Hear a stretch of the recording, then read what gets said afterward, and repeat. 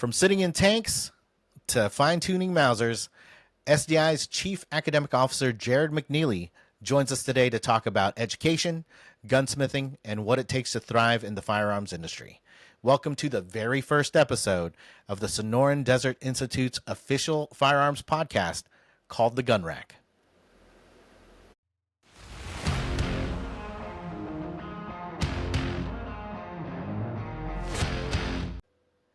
Hey everybody, welcome to the inaugural episode of the Gun Rack podcast, the official Sonoran Desert Institute podcast about everything firearms. We'll be talking about the firearms industry, gunsmithing, we'll have some guests, talk to some vendors. It'll be a good time. I'm your host, Christian Sequeira, and I'm here with my co-host, Steve Ross. Say hi, Steve. Hey everybody, Steve Ross here, Director of Marketing at SDI. Welcome to the first Gun Rack podcast. We're excited you're here and excited to bring you everything SDI related news, gunsmithing topics, and we have a special guest to kick off our show today. Who's our guest? Someone you might know, Jared McNeely. Jared, how you doing? Hey, Jared. Christian, Steve, great to see you guys. I don't know about special, but I'm definitely a guest. It's glad to be on the podcast. Glad to see the inaugural episode coming out. It'd be fun to talk with you guys. Yeah, well, Jared, we're glad to have you here. Jared is our Chief Academic Officer here at SDI. He's going to join our conversation to talk about his background in education, what we do here at SDI, maybe talk about our favorite guns today. Anything else you want to talk about, Christian? Well, that was going to be my first question. So, Jared, all throughout history, if you had one gun to work on, build, or just have, what would it be? No budget.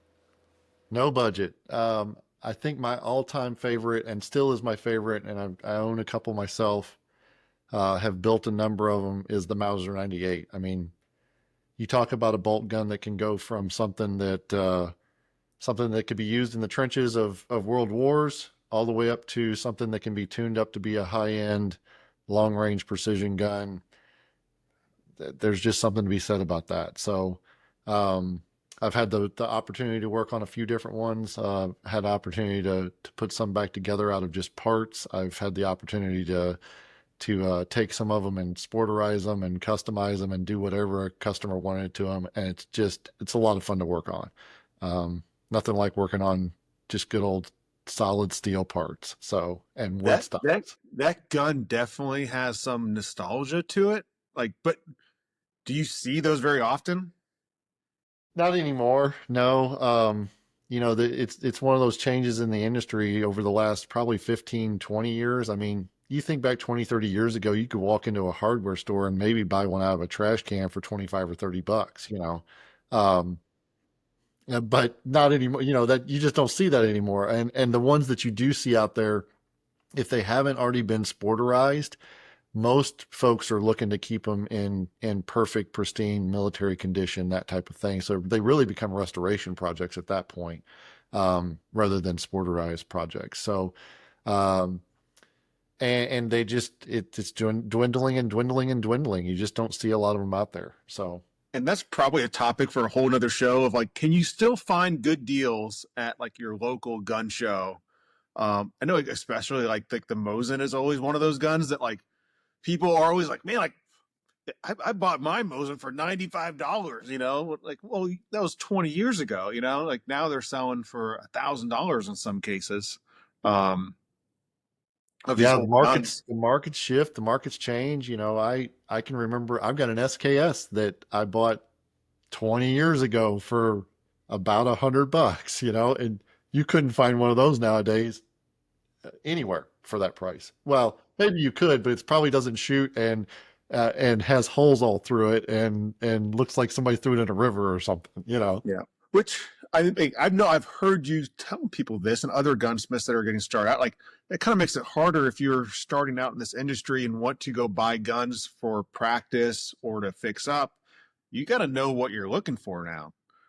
Yeah, you do, and even when I was a student, you still had to be pretty good at and pretty adept at and knowing what to look for, But one of the things that I have found, and I don't know why this is, but went and made friends when I was a student in gunsmithing school with a bunch of the pawn shop owners around, and I'd call every couple of weeks and be like, hey, got anything in that you would call that gunsmith special? You know, maybe doesn't have all the parts or something you can't put back on your sale rack that you'd be willing to sell me.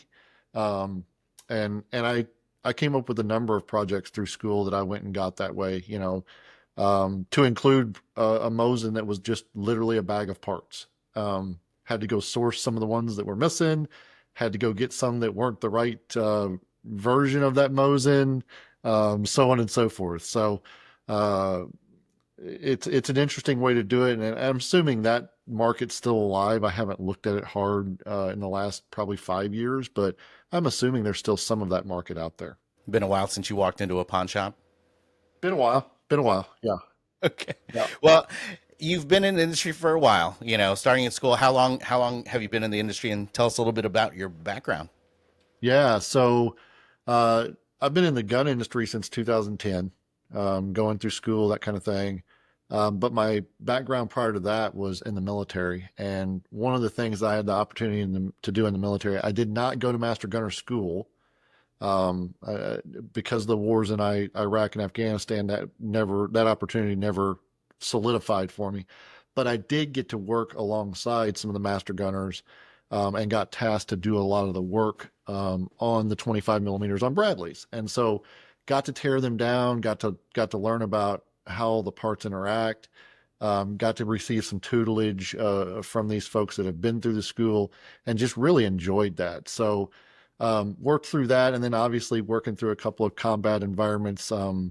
You just do what you got to do to make things work sometimes. And so uh, we were always trying to maintain things and keep things running, whether it was our Bradleys or whether it was our personal weapons or whatever. So um, that was my background. It came out as I was a Cav Scout in the Army and came out of that and kind of bounced around, looked at a few different options. One of the other things I was considering was watchmaking, um, and decided that at 6'7" with giant hands, that working on small watches was not going to be good for me. And so kind of got into the A bull in the china shop. yeah Yeah. yeah I thought you were um, 8'2", so 6'7" yeah is a yeah. But got into the gun side of it and just really enjoyed the mechanics of it. I've always enjoyed seeing mechanical systems work, and how do you fix them. I like to shoot them, but that's not my favorite pastime. Like I'll go out and do it periodically, and and the Army trained me well, so I'm reasonably decent at it. But I much prefer to sit down and figure out how it works. So nice. yeah, And you like the things you can take a hammer to, it sounds like. sometimes, yep. It's perfectly okay to get a hammer out, a really big one sometimes. Sometimes Right. that's what you need. So that's kind of your background of how you got, connected to firearms, your military. What I'm interested in too, because this is a cool spot I know for me and Christian is with SDI, which is amazing about SDI is we have a unique combination of higher education and firearms. How did you kind of get your start? What was that spark that brought to you? I want to do firearms and higher education together. Yeah, funny enough, so I went to gunsmithing school myself, graduated, was headed out to open my own shop, and the director of education at the school called and said, "Hey, rather than you opening a shop, why don't you come work for me as a staff gunsmith? And by the way, one of the benefits is you'll have the run of the equipment after hours." And I was like, "Well, that's okay. I'll take you up on that one." And he was a cool dude, Gary Schlomer, Navy vet, spent 20 years, retired out of the Navy as a salvage diver. So he knew how to fix things. He knew how to work on things as well, and just really learned a lot from him. And so had the opportunity to work with the owner of the school as well, who was a Marine. And he kind of took me under his wing and started teaching me some of the education side of it. And I just kind of worked my way up. Gary decided that he was going to leave the school and actually never left the school. He just didn't want to be the director of education anymore. He wanted to just work on the floor with the students and pass on his knowledge that he'd gained. And so the opportunity arose, and I got to become the director of education at that school. And then the owner passed away, and I was promoted to the school director and led the school for a number of years before coming to SDI. So it was just one of those things. I mean, my mom was a high school math teacher. My dad started out as a high school science teacher before he got into accounting. And so, teaching and seeing people learn and seeing people grow is just something that I've always enjoyed. I've always been around. So, Give us a rewarding experience that you've had throughout your years of education. yeah, actually, my most rewarding experience probably doesn't come inside the education classroom. I've got a number of students that have done awesome things. I've got a number of graduates that have done awesome things. But one of my favorite um, teaching experiences, or even coaching experiences, I think teachers and coaches are often one and the same. Um, I was actually coaching my daughter's recreation volleyball league. Um, and we had run through and worked through some things, and then got asked to come help with her middle school's team. And so that middle school team went undefeated and worked all the way through their whole season. And we get to the season bracket at the end, and we're playing in a tournament on a Saturday. And these girls are just amazing. I mean, for a bunch of middle schoolers, they were focused. They were working hard. They had really worked to learn what we had given to them, and so they were just phenomenal on the court together because they had gelled as a team as well. And the rest of the schools were not happy about it. So the rest of the schools were in the stands being as loud as possible in our very first game. And so we're the number one seed. We're playing the lowest seed in the tournament. And it is obnoxious in this gym. I mean, I've never seen anything like it for a middle school game. And like 8 o'clock in the morning on a Saturday morning. I mean, it's obnoxious. And so we're down in the first set, and they come over, we call a timeout. They come over. The head coach is actually conferring with the official because she felt that they had the rotations wrong. And I've got the young ladies there in front of me, and I said, "Hey, listen, do you guys understand why it's so loud in here?" And this is one of those moments where you just see light bulbs go off here in a second. You know why it's so loud in here? They don't want you to win because they don't have to face you later. You guys have done great things all through season. Just go out and play your game. And man, eyes lit up, light bulbs went off. It was like, oh yeah, now I understand why this is ridiculous, because they don't want to have to play against us. And they went out and proceeded to run that set out, and then and ran through the rest of the tournament. We didn't lose a set. So that's one of those situations where we had worked hard in practice and done our teaching early, and then to see them respond to that by just simply asking the why. Sometimes filling in the why behind teaching is what gets a student to do, or a player as a coach, to do the things they need to do to be successful. So Yeah, find that motivation and keep going through it. Okay. Well, and then you also got your like remember the Titans moment or movie moment, yep, which is kind of yep, cool. yeah, yeah. I can definitely see why that's a memorable moment. I have a question for you though, because that was obviously, you had not only just the personal connection there, but you were in the moment. You were there with that group. How do you achieve that as top educator here at SCI, for being in the role of online education and still seeing success in our students? Yeah, it's a change. I think all of us have to grow and learn, and I'm doing the same thing. The beauty of being the top educator here at SDI is I get to set the vision. What are the things that we're going to put in place to support our students? What are the things that what are those values that we're going to hold tight to? What are the policies that we're going to put in place? Um, all of that kind of stuff. And all of that coalesces into putting a supportive classroom around a student, and giving them the chance to have those aha moments, giving them those chance to have the light bulb moment. And sometimes that is rolling your sleeves up and getting in front of the video camera and doing a video on a subject that I'm versed in when it comes to the gun industry. I know students have stopped me at shows and said, "Hey, it was great to see you on, doing this, whatever it was, taking something apart, putting something together, explaining something, whatever it was.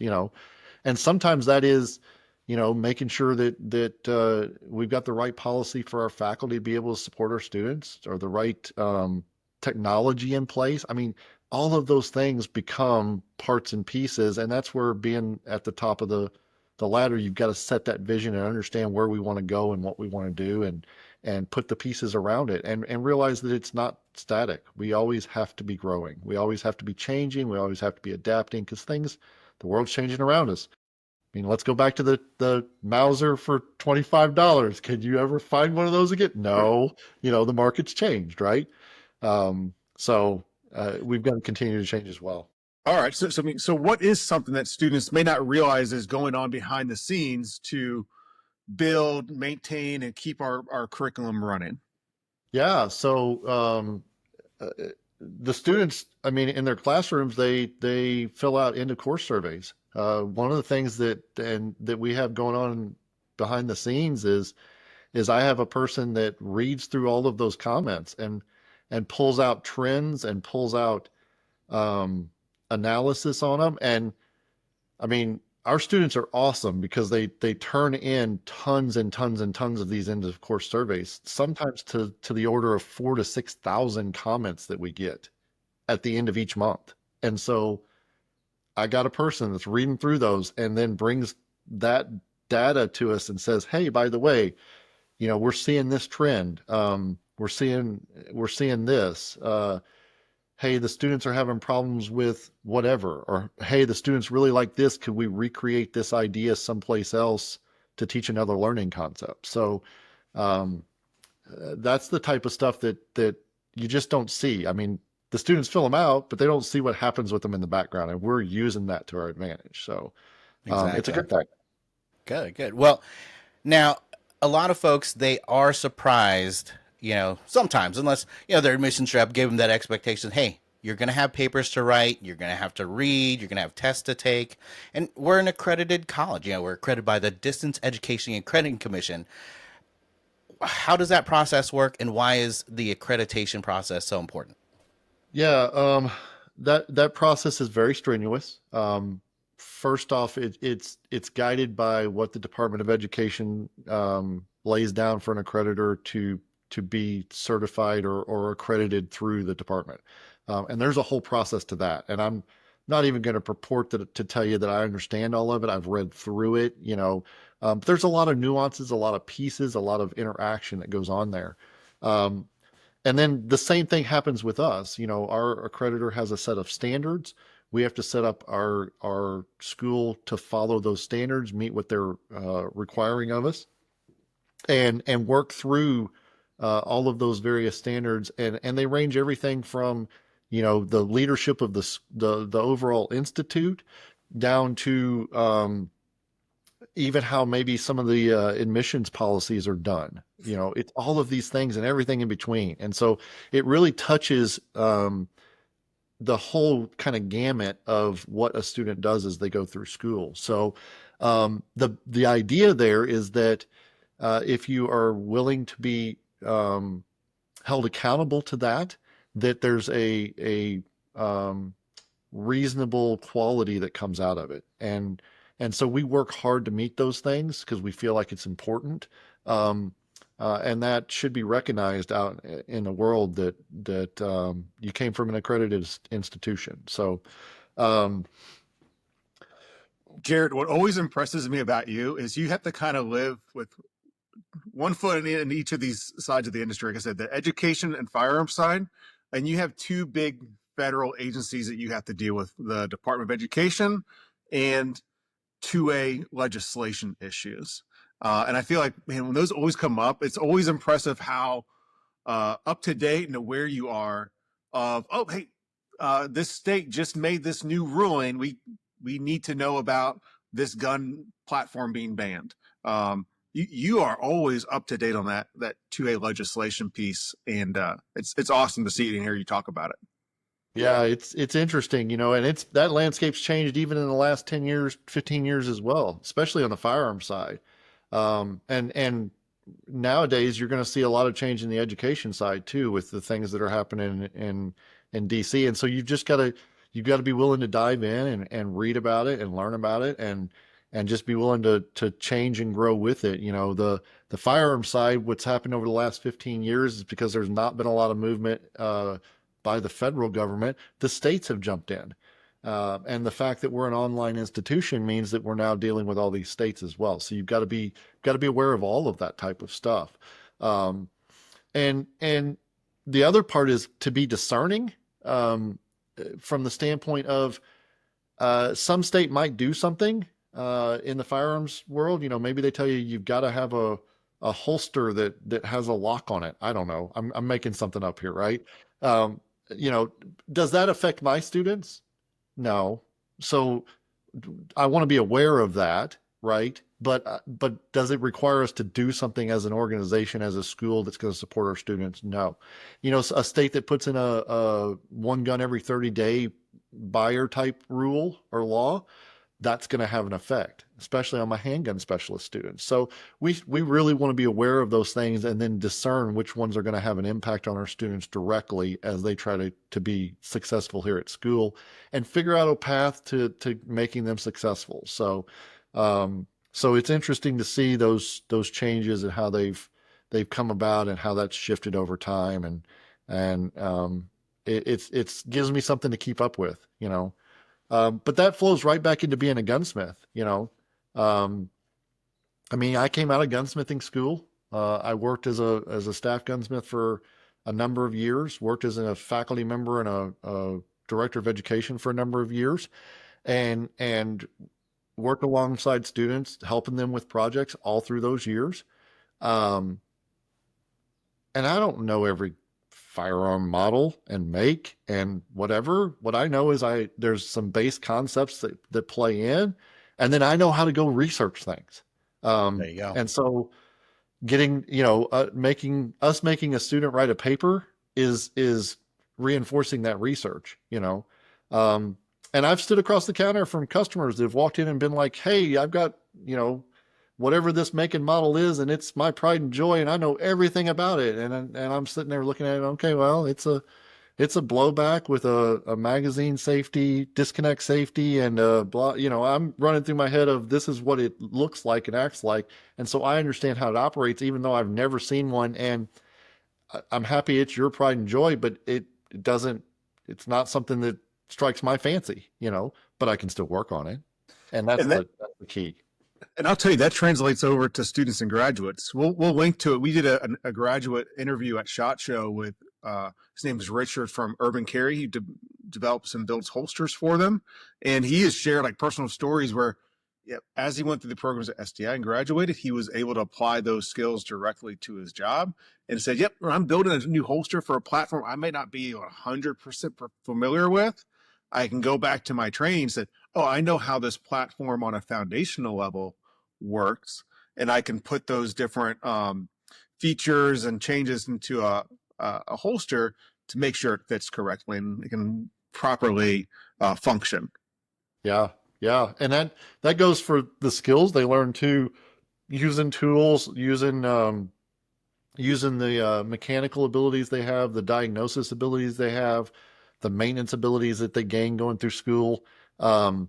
Same thing. I mean, a number of my graduates from my past job, I keep in touch with that didn't go into the firearms industry. They went and worked on something else, but it's mechanical. And so they've taken those principles that they've learned about mechanics and applied them to various other industries. So it's pretty cool when you see that knowledge transfer happen and you see them using those skills and being creative about it.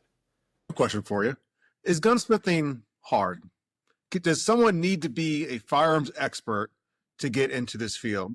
No, I mean, I don't consider myself a firearms expert. What I consider myself is a reasonable researcher. Gunsmithing isn't hard. I do believe that some people do not have a mechanical knack, and so they're going to struggle. But even those people with perseverance can get through and do this.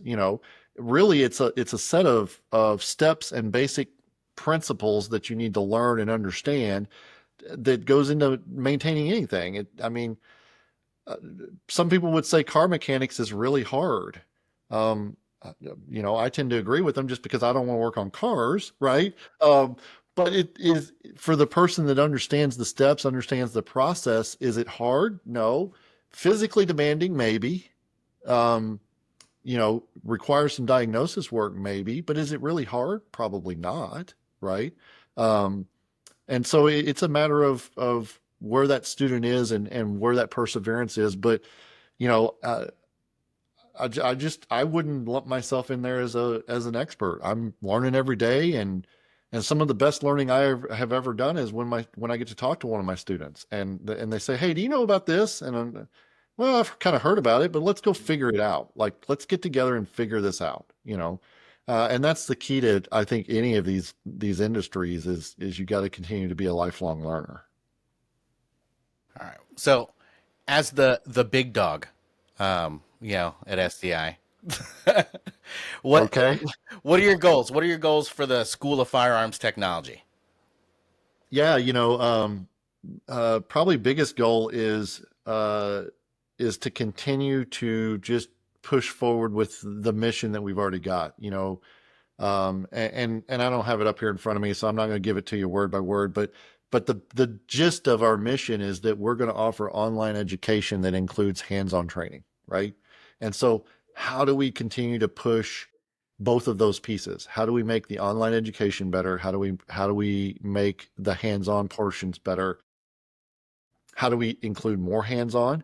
How do we make sure that we are providing various different ways in the online medium for students to gain the knowledge that they're looking for? So that's kind of my big vision, my big goals for both the firearm side and to be honest, as the position that I have, I get to oversee our drone programs as well. So it's a vision for the whole institute, not just for one set of programs. So your So job's we do pretty get easy that. then. What's So that? we do get that question a lot, whether it's for the uncrewed or drone side. How do you do hands-on training at an online school? Well, I'm going to take the lab and stick it in your living room.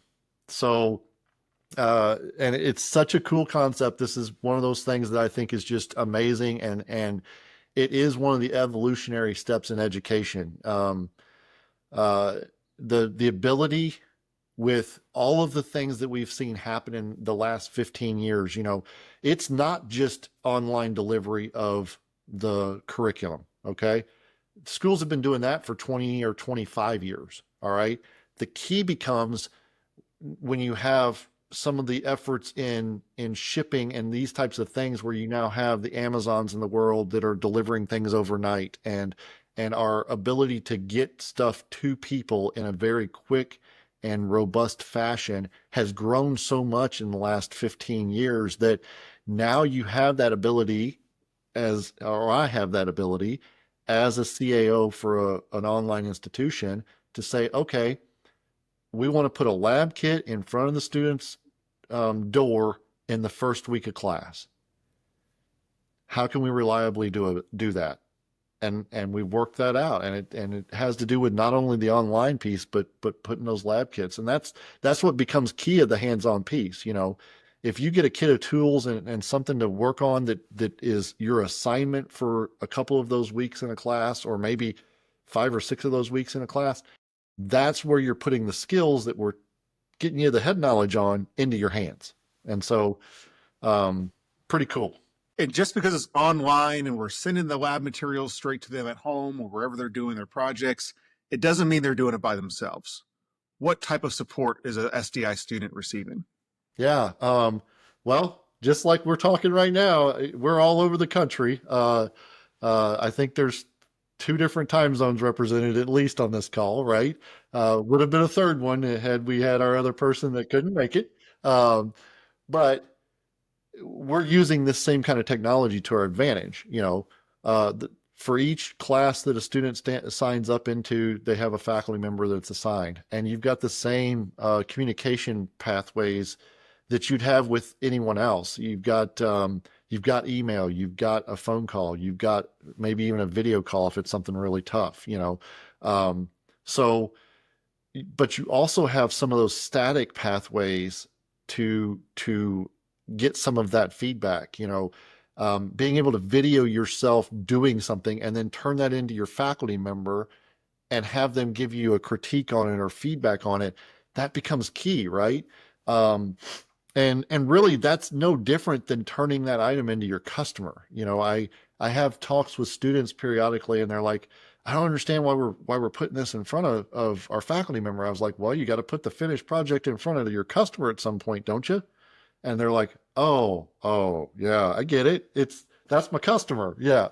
Yep. You're exactly right. That's your customer. So, you know, taking all of those different mediums and coalescing them together and allowing the classroom to kind of operate on what the student needs is what we try to do with it. So we really try to use as much of the technology as we possibly can that's out there and available. What's something a new gunsmithing student should expect that they might not think of when they're signing up to come to school? Expect to be stretched. Expect to be asked questions. Expect to find these little paths and trails through the industry that are their own individual little learning journeys. I opened up talking about Mauser 98s and that kind of stuff, and they're awesome firearms. But if you actually look at the development of bolt action firearms from about 1890 or so forward, you can pick out a lot of traits that came from that specific gun. And so the question becomes, okay, well, I'm learning, maybe as a gunsmithing student, you're learning on a Remington 700 right now, and you're seeing these things operate and you're seeing these things happen, and you're like, well, why do we do it this way? Well, you actually need to start working your way backwards through the different models and get back to, well, why did they do it when they first came out with it? One of my favorites is the safety lug on a Mauser. I mean, there's a third lug on the back of the bolt of a Mauser.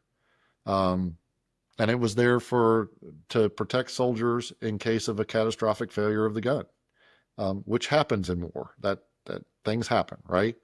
And so, how have they incorporated that in newer designs in different ways without having that lug there? Well, you start looking through and you can see the designs and what they've done and so on and so forth. And if you're jumping in the newer designs as a gunsmithing student, sometimes you're going to have to go back and research that history to understand why this is doing what it's doing. Jared, maybe not as exciting, but not any less important. What are some of the skills that SDI teaches our students that go beyond just the gunsmithing techniques they're going to learn? I know one thing you mention all the time, and you kind of addressed it here just a couple minutes ago, is interacting with customers. How to run your business, what to expect there. Yeah. A couple pieces there. The number one thing is customer interaction.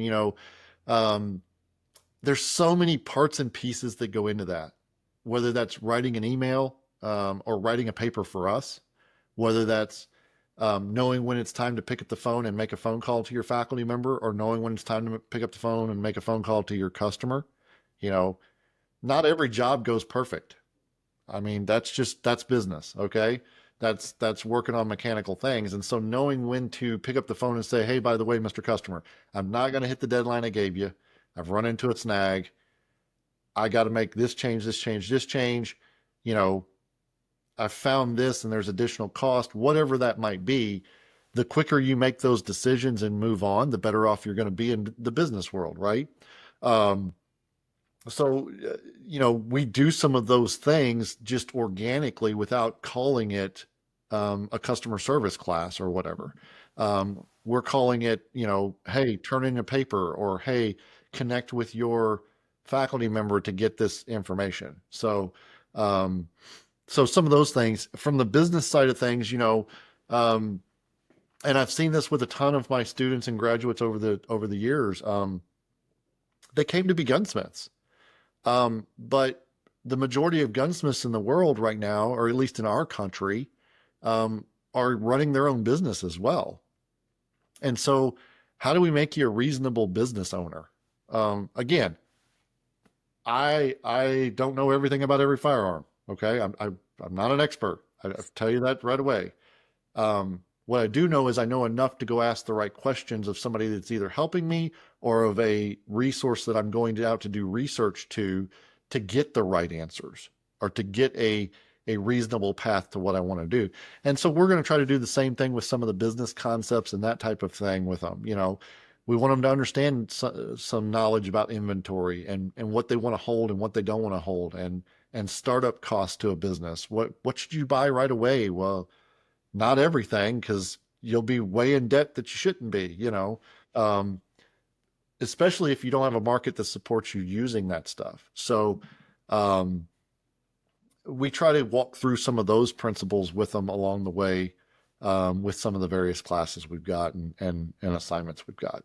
Gotcha. I'll tell you one thing that isn't necessarily built into our curriculum that I don't think you ever could, but is a really amazing thing about SDI is the network that you have as a student and how you can reach out either to instructors, but also your network of fellow students and graduates for assistance and answering questions on, you know, how to fill out some paperwork for your FFL or start, you know, getting your business license in a certain state of, you know, everyone there is looking to help each other.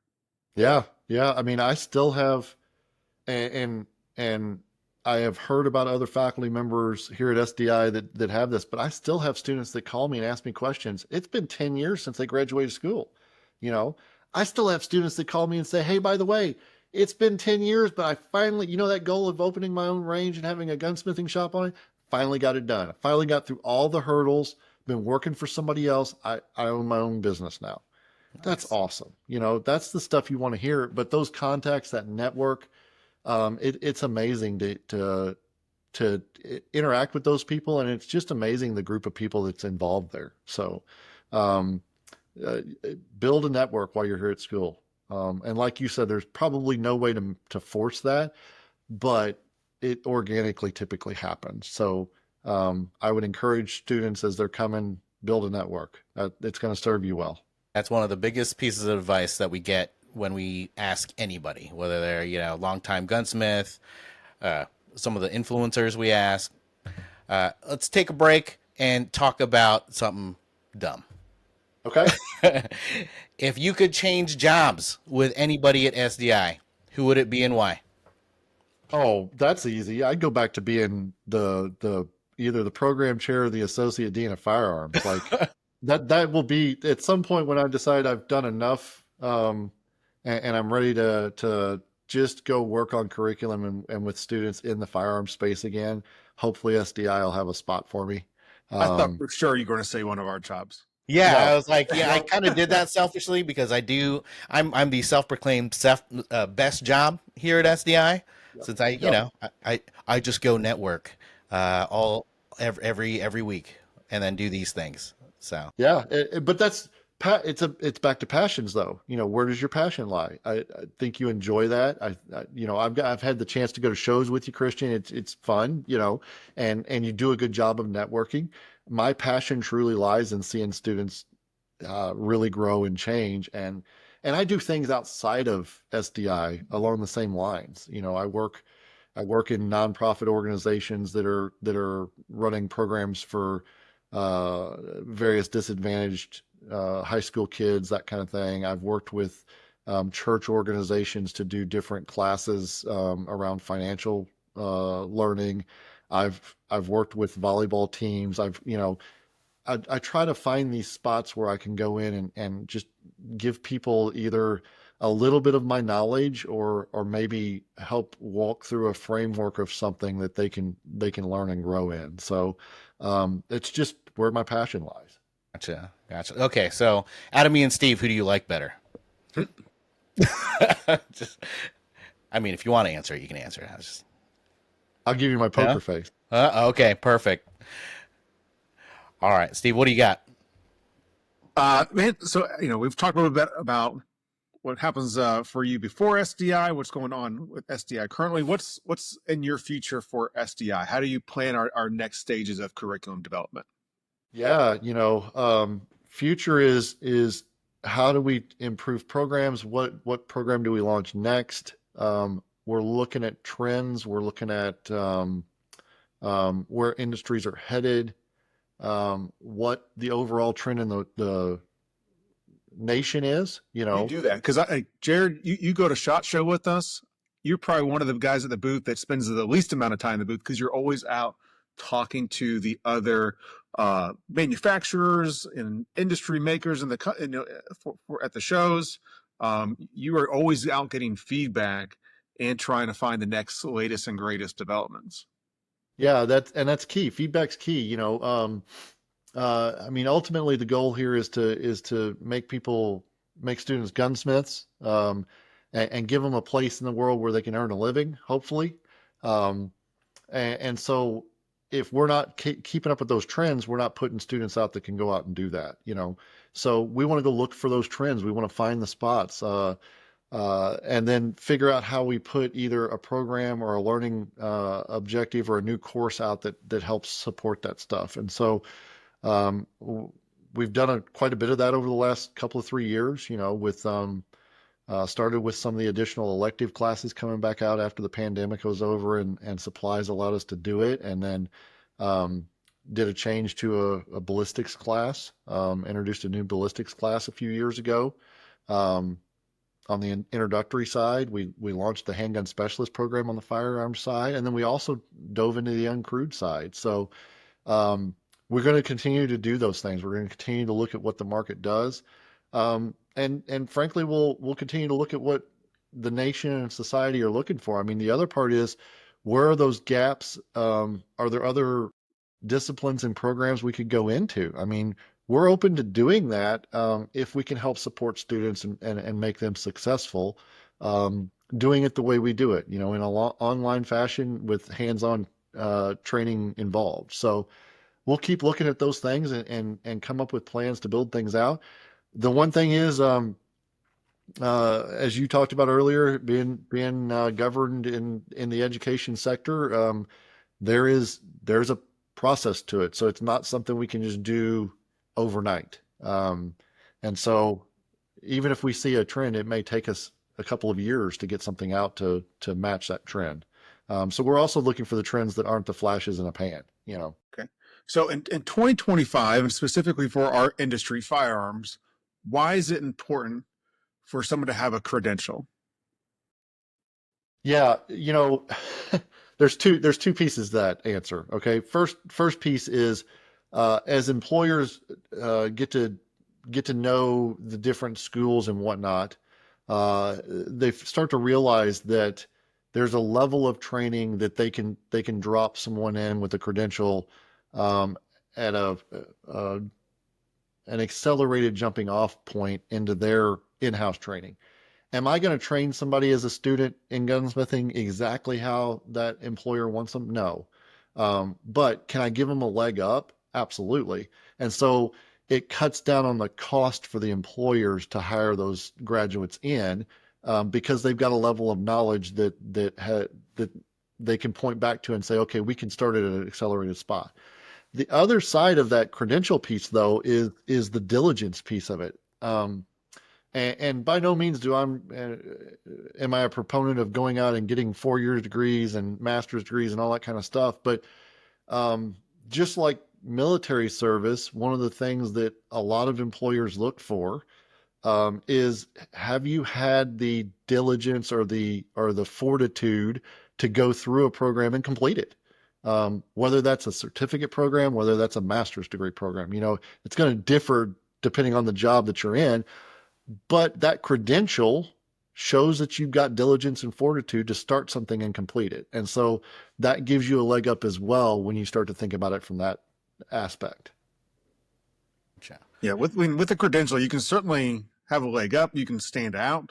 And I know my experience when I've ever been in that situation where I'm on the job search, on the job hunt, those postings almost 99% of the time will have a list of requirements.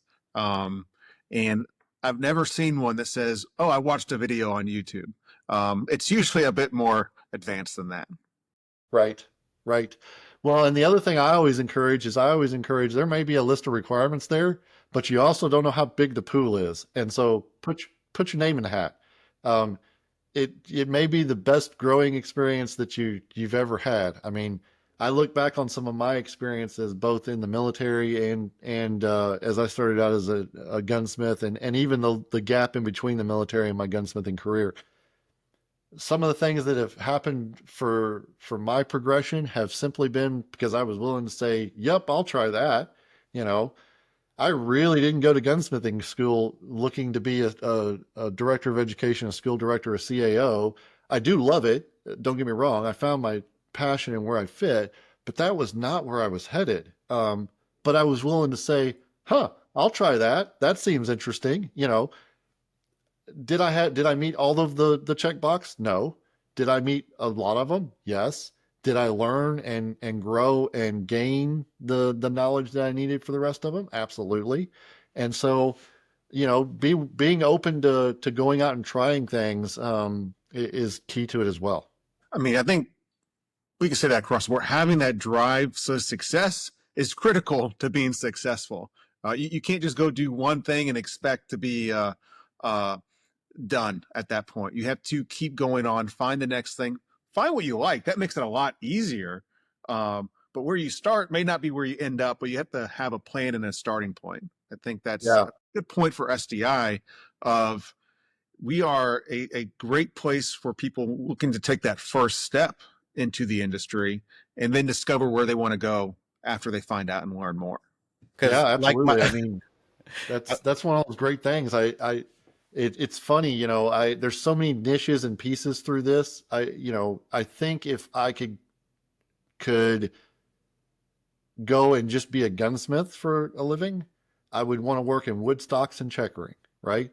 Probably not a ton of market for that nowadays, okay? But I really enjoyed it as I went through school, and that was a pathway that I would have never been involved with or encountered in any other way other than through gunsmithing school. So it opened a pathway that I found that I enjoyed. Now, I was able to look at the market and realize that there's not something there. But the flip side of that is I also figured out what I didn't enjoy. You know, I've always been open with any of my customers or people that I've worked for doing gun work that please, please, please don't bring me XYZ gun. I am going to send you to someone else because I don't enjoy this work. It's not what I want to do, and you're going to get better service and a better product because this person specializes in that work. So let's get you in front of that. What's one of those jobs? What do you hate doing? What is? I do not, and people are gonna hate on me here, but I'm not an AK-47 guy. I'm just not. I don't like that work. I don't, you know, just not my thing. So I would purposely send my customers over to another guy I used to be in the Denver area, and I had a guy that was awesome at it. Another gunsmith, knew him, and we would trade customers back and forth. He'd send me all the hunting rifle guys, and I'd send him all the AK-47 guys. And so, I mean, to his credit, I mean, it's still a platform that's pretty ancient, but still completely relevant. And yeah. I mean, awesome design. You look at the history of it and the thought process, awesome design. I mean, sheet metal during a World War. I mean, come on. I mean, this is brilliant, right? And again, I'm going back through the history, talking about the SKS and some of the other developmental models that happened, but they really perfected that. No knock on Kalashnikov, no knock on any of those guys. It's just amazing design. And it really is an amazing piece of mechanics. You know, it's a cool machine. It's just not the one I want to work on, you know? And so, you know, I choose not to. And because I don't want to, or don't enjoy it, I make sure that my customers get a better level of service by getting them to somebody that does. Yeah. So, and I will vouch for you how you said you wanted to get into the woodworking and stock making. I've been walking around at SHOT Show with you. And when we stopped by one of those like real high end, like shotgun booths, whatever, I see the twinkle in Jared's eye where he's like, he wishes he was like a 19th century, wood craftsman in some Italian village somewhere. I think that would have been your firstborn wife. Yeah, Yep. checkering stocks Yep. and making cuckoo clocks. So There you go. There you go. all right, well, let's wrap this up a bit. Jared, final thoughts for anybody watching.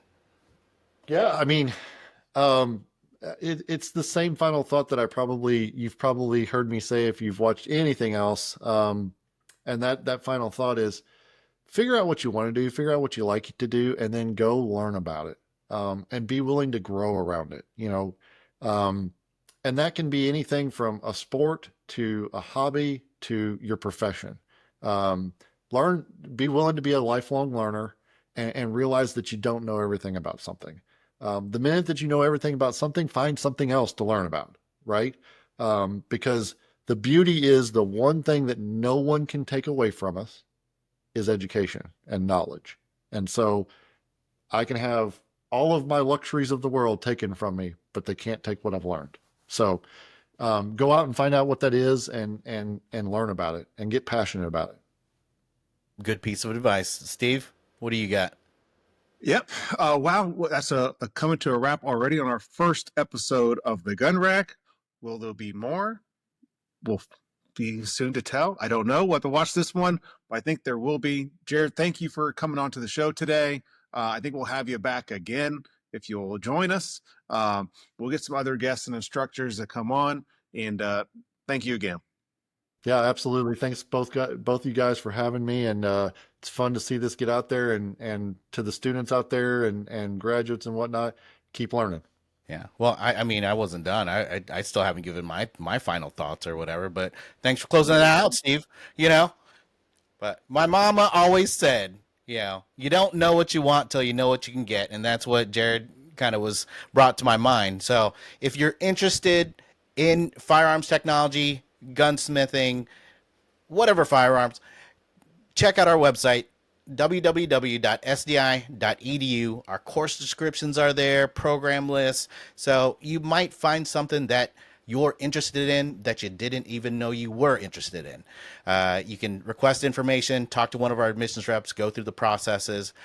But yeah, that's my final thought, my final piece of advice. And yes, thank you, Jared. Even though I'm the host that should be closing out the show, Steve did a great job. But other than that, everybody, thanks for watching. If you have any other topics for podcasts that you want to hear about, know about, anything about SDI, put it in the comments. Don't forget to like and subscribe, do all the YouTube stuff. But I've been Christian, Steve. Again, thank you, Jared. But everybody, wave bye. Thanks for watching the Gun Rack. We'll see you next time.